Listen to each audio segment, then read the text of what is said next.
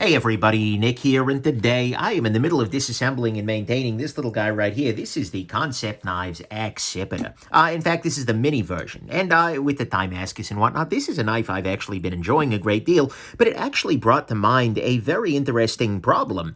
And this is in the sense of, oh my god, what a problem, terrible. Not actually a problem, but still an interesting problem that occasionally comes up in my life as a reviewer, and that is the state, basically, of the gear that you're reviewing. One of the things that's changed a great deal is my channel has matured, so to speak. Matured. I have a 20-minute joke, video talking mostly about poop jokes. So mature maybe isn't the term, but still, as my channel has grown a little more prominent, I don't freaking know, is that, early on, you start off and all of the gear that you've got is used, by and large. And there were a couple of reasons for that. I mean, to start with, when you're first getting started, presumably what you're going to do is review the stuff that's already in your own collection, right? And that's stuff that is, by definition, part of your collection. It's stuff that's been carried, that's been loved, that's been, it's had a fair amount of life experience, so to speak. And so everything you've got, you assume, is pretty decently broken in, etc. And then, even beyond that, it's also used gear is a lot less expensive, right? If you're just getting started in the channel and you're trying to start a channel, oftentimes watching places to buy stuff on the secondary market, like, Reddit Knife Swap or something like that, or even like Instagram sales, or, join a Discord or something like that that has a nice gear sale section. Anyways, I digress. When you buy and sell stuff on the used market, then everything that shows up in your channel is, by and large, pretty used. However, there comes a certain point where that actually becomes a little bit of a liability, right?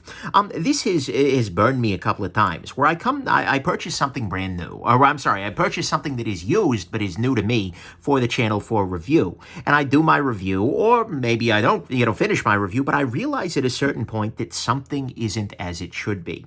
Maybe it's the case that that particular unit is broken, like there is a problem with the thing that I am reviewing that was not present from the factory, or maybe that was present from the factory, but I have no way of knowing.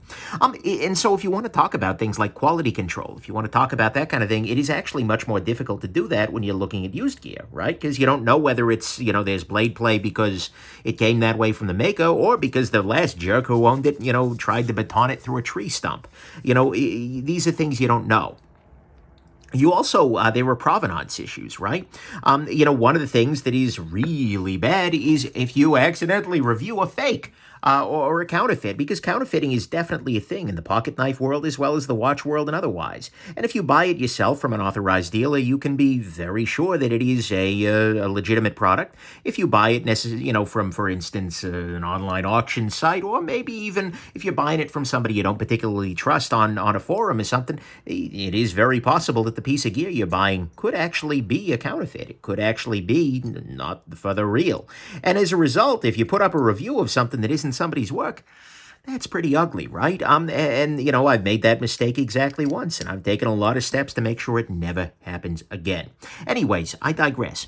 The result, though, of this is that at a certain point in my channel, I realized that it doesn't make a lot of sense to look at used gear anymore, that is, because there are liabilities, for instance. Well, maybe not liabilities, but it could be problematic if it isn't legit, or if I'm calling something, from the factory when it really isn't, if it's not a factory edge, etc. And so at a certain point, it makes more sense just to start looking at things that are new from the factory, that are new, not necessarily from the factory, but are new from a retailer, right? Where I am the very first owner. And this is one of the things that having a Patreon actually allows me to do, right? Because buying gear not used is expensive. You are the person who takes the bath on everything. And when I sell it on to my patrons, generally speaking, I just hop right in that bath and sell it for less than I paid, because I acknowledge that's the way it's got to be. They're getting a great deal. It works out, but still. The downside to that, though, the biggest problem with doing that is, twofold. One is that, obviously it's nice to spend 6 months or something working on, using something before you do the review, right? That'd be a beautiful thing. Problem is, it'd mean I'd make like 2 videos a year, but still, that is nice. But the other downside to that is that break-in is absolutely a thing. And this particular knife, the Concept Mini Accipiter, oh, come on. The Mini Accipiter here is a really good example of of a knife that had a surprising break-in. What I mean by surprising is, usually break-in just makes knives a little bit smoother, and indeed, that's generally the case that it is. It makes things run a little bit better. Mechanical watches can be a little squirrely right out of the box, and oftentimes will stabilize to a certain accuracy past a certain point. This is a thing, but this particular knife actually broke in a way that's very interesting, in that the detent has calmed it down pretty substantially, and that is a beautiful thing. This knife out of the box had a detent that was not great. There we go. Tighten that down.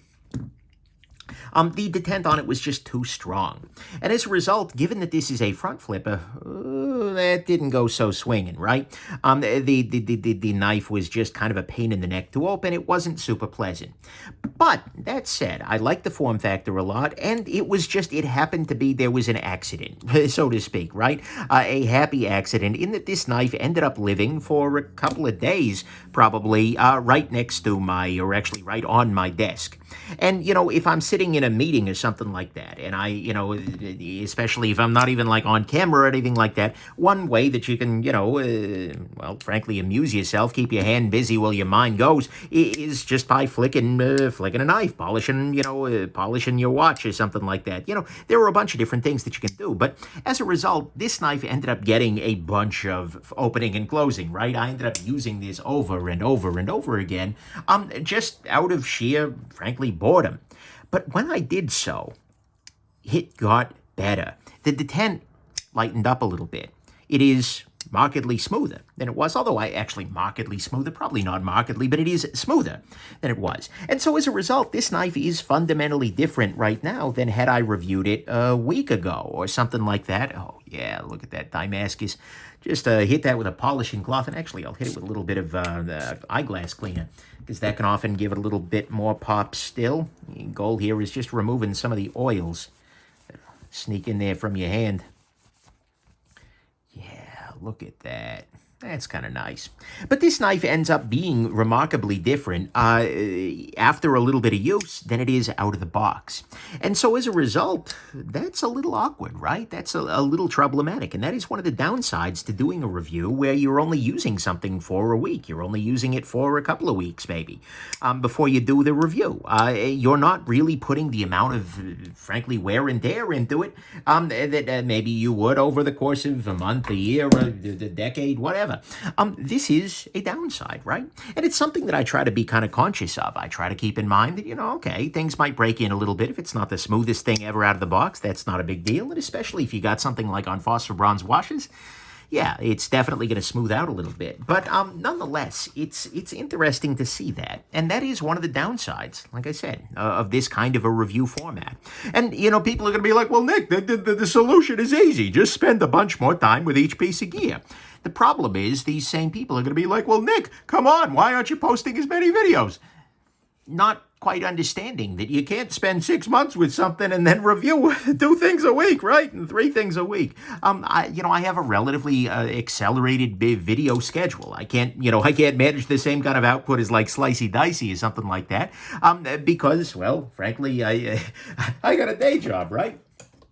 But, by doing more videos on a regular basis, I'm able to look at more things, right? If I'm only doing 3 or 4 reviews a month because I'm spending, like a long time carrying each item, then that means you're only going to see a couple of reviews a month, right? Things are going to be much, much slower.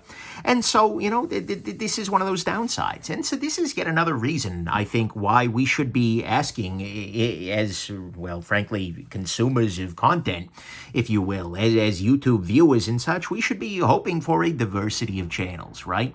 We should be hoping for a bunch of people doing the same kinds of content, a bunch of people looking at the same watches, same pocket knives, all those kinds of things. And, people of a variety of different lifestyles, etc. I've made this argument before, but this is yet another reason. It's really good to have somebody who's able to do a 3-week, I put 3 weeks of hard use into this tool. How is it holding up?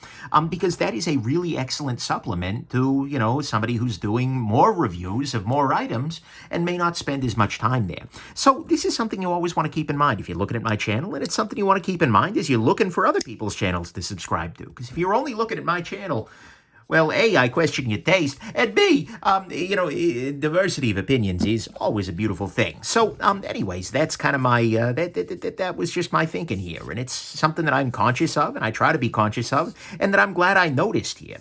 And it's something that, especially if I've got something with a stronger detent than usual, or where I suspect there's something that break-in could really help, I'll take that extra time, and I do generally. But, yeah. So anyways, there you go. I hope this has been interesting to you.